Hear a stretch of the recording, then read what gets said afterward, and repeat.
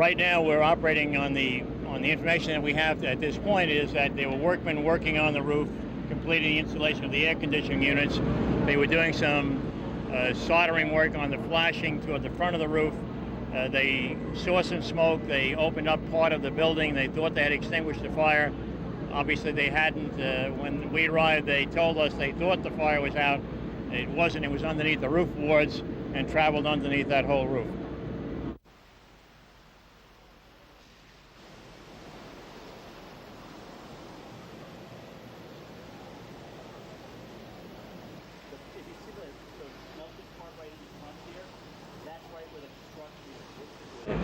Initially, they started to put the fire out through the use of a mechanical ladder, and it didn't seem that they were going to get it under control.